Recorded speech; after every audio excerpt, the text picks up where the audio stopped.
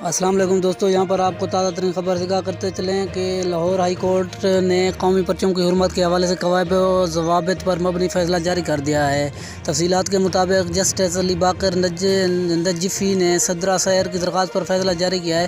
فیصلے میں کہا گیا ہے کہ یہ یقینی بنایا جائے کہ قومی پرچم میں گہرا سبز رنگ حصہ 3/4 جبکہ سفید حصہ 1/4 ہو، جبکہ قومی پرچم کو دیگر رنگوں، بدنما پوسٹر یا کارٹون کی شکل میں ہرگز نہ چھپایا جائے۔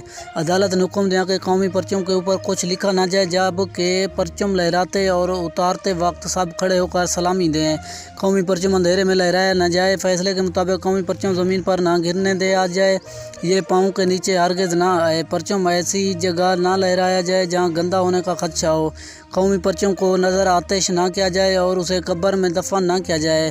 عدالت نے کہا کہ قومی پرچم کی بے حرمتی پر عین میں 3 سال قید کی سزا مقرر ہے۔ رنگ برنگ جھنڈیوں یا پجامے اور کارٹون و کھلونوں پر پاکستانی پرچم کے عکس ہائی کورٹ سے رجوع کیا گیا۔ پرچم کے مختلف رنگوں میں اساسیات یقینی طور پر بے حرمتی کے زمرے میں آتی ہے۔ دوستو، اگر آپ کو یہ ویڈیو اچھی لگی تو پلیز لائک اور پیارا سا چھوٹا سا موٹا سا